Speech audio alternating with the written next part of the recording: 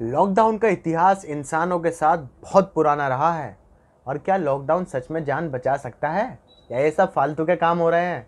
और भारत में, दुनिया में लॉकडाउन 5 के बाद क्या क्या होने वाला है, आज इसी पर होगी बात। आ जाओ मेरे साथ।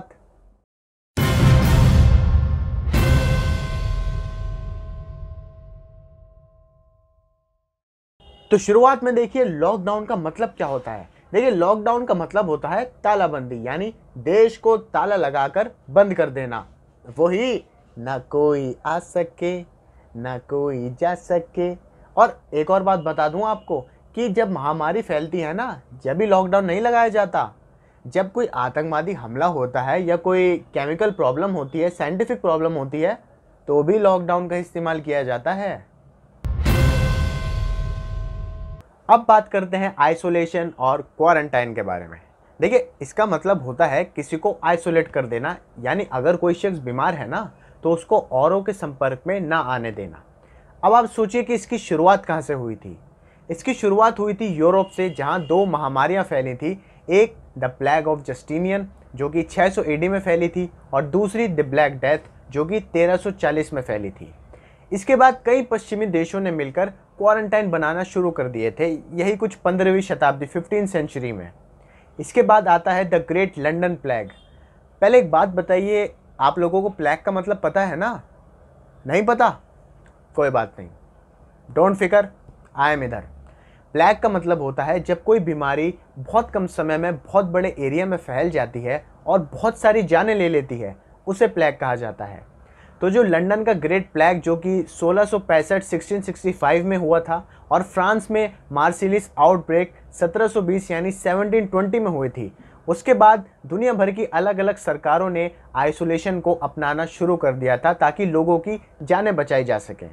और इसी के बाद से आइसोलेशन शब्द का जन्म हुआ था। वायरस और महामारियों का इंसानों के साथ बहुत पुराना इतिहास रहा है। फिर चाहे वो 1918 की इन्फ्लुएंजा महामारी हो, जिसने दुनिया भर में 5 करोड़ से ज़्यादा जानें ली थी। फिर चाहे HIV एड्स की महामारी हो, जिसकी शुरुआत 1976 से हुई थी, और आज करीब करीब हर देश में HIV का मरीज है। फिर कोलेरा की महामारी हो, जिसकी शुरुआत भारत से हुई थी और 8 लाख से ज़्यादा लोगों की जानें ली थी इसने। फिर तीसरी कोलेरा महामारी हो, जिसकी शुरुआत भारत से ही हुई थी और इस बार 10 लाख से ज़्यादा लोगों की जानें गई थी। आप ये भी एक बात ध्यान रखिए कि कोलेरा की महामारी तीनों, पहली, दूसरी, तीसरी, इन तीनों की भारत से ही शुरुआत हुई है। और भी बहुत सारी महामारियां हैं जो दुनिया भर में फैली हैं, जैसे कोरोना फैल रहा है। अब बात आती है कि क्या जब महामारी फैलती है जब भी लॉकडाउन का इस्तेमाल किया जाता है? जवाब है नहीं। जब कोई परमाणु परेशानी यानी न्यूक्लियर प्रॉब्लम आई है, तब भी लॉकडाउन का इस्तेमाल किया गया है। कब? 26 अप्रैल 1986 को चेरोनोबिल न्यूक्लियर पावर प्लांट, जो कि प्रिप्यात नामक एक शहर है जो कि यूक्रेन में आता है, वहाँ कुछ दिक्कत होने के कारण इमरजेंसी सिचुएशन आ गई थी, जिसकी वजह से पूरा शहर खाली करा दिया गया था, और उस शहर की आबादी लगभग 50,000 के करीब थी वहाँ। उसके बाद लॉकडाउन लगा दिया गया था। जब लॉकडाउन हटाया गया, स्थिति दोबारा से नॉर्मल हो गई, तो लोगों ने लॉकडाउन को ऐसे सराहा था जैसे लॉकडाउन कोई आर्मी हो जिसने सारी जनता को बचा लिया हो। अब एक इंटरेस्टिंग बात आती है कि क्या आतंकवादी लॉकडाउन भी होते हैं? बिल्कुल। हाँ, मुझे पता है, थोड़ी हैरान करने वाली बात है, पर सच है। जब अमेरिका पर 9/11 हमला हुआ था, तो तुरंत उसके बाद पूरे देश में लॉकडाउन लगा दिया गया था। सारे रास्ते बंद कर दिए गए थे, सारी हवाई यात्राएं रोक दी गई थी, सारे स्कूल्स, कॉलेज, यूनिवर्सिटीज़ बंद कर दिए गए थे। और इसके बाद जो इसका प्रभाव था, वो अमेरिकी नागरिकों पर बड़ा गहरा पड़ा था। उसके बाद पूरे देश में मुसलमानों को शक की नज़र से देखा जाने लगा था। और ये बड़ी दुख की बात है कि आज हमारे देश में बिना किसी हमले के मुसलमानों को भी शक की नज़रों से देखा जा रहा है। तो ये बात तो हुई लॉकडाउन, आइसोलेशन, क्वारंटाइन के इतिहास के बारे में। अब बात करते हैं कि दुनिया में और भारत में लॉकडाउन के बाद क्या क्या बदलने वाला है। तो देखिए, किसी भी महामारी को रोकने के लिए एक वैक्सीन यानी दवा की ज़रूरत होती है।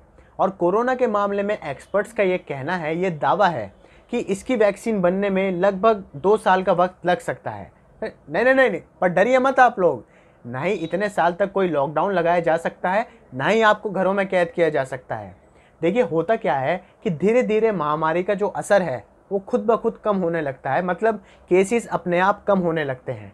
इसके बाद कई देश लॉकडाउन हटाने लगते हैं और लोग अपने कामों पर वापस जाने लगते हैं। सिचुएशन बिल्कुल नॉर्मल सी अपने आप होने लगती है। अब आपको बताता हूँ कि आगे लॉकडाउन के बाद क्या क्या बदलाव आप देख सकते हैं अपनी ज़िंदगी में।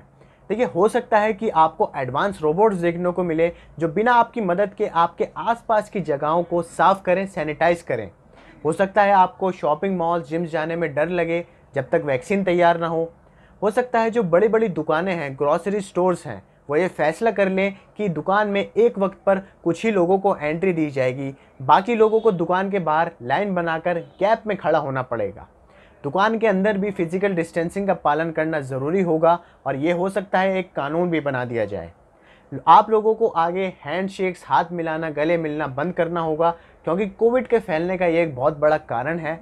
आगे मास्क लगाना भी बहुत ज़रूरी होगा और हो सकता है कि कुछ लोग अपनी पूरी ज़िंदगी में मास्क लगाना शुरू कर दें। ये एक फैशन ट्रेंड भी बन सकता है, क्योंकि जिस तरह के मास्क आजकल आ रहे हैं इससे तो ऐसा लग रहा है कि अब ये एक फैशन बनने वाला है। हवाई यात्रा और ट्रेन यात्रा बिल्कुल बदल जाएंगी और जो बुज़ुर्ग लोग हैं हो सकता है शायद उनकी ट्रैवलिंग, उनको यात्रा करने की इजाज़त ना दी जाए। जब स्कूल कॉलेजेस खुलेंगे तो सब्जेक्ट्स में हाथ धोना, सेल्फ क्लीनिंग का एक सब्जेक्ट भी आ सकता है, जिसमें बच्चों को शायद ये सिखाया जाएगा कि अपना आप को साफ़ कैसे रखना है, बीमारियों से कैसे बचाना है।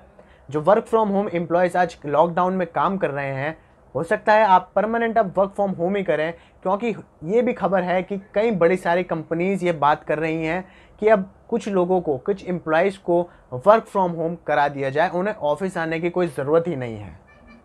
तो देखिए ये सारे काम हो भी सकते हैं और नहीं भी हो सकते जब तक वैक्सीन तैयार ना हो। ये तो एक मन की बात है, वो प्रधानमंत्री जी वाली नहीं, ये हमारे मन की बात है कि ये सारे काम शायद हो सकते हैं आगे, क्योंकि अब शायद आप लोगों को अपनी ज़िंदगी की एक नए सिरे से शुरुआत करनी पड़े, नई आदतों के साथ शुरुआत करनी पड़े। क्योंकि देखिए भाई, खतरा तो अभी टला नहीं है।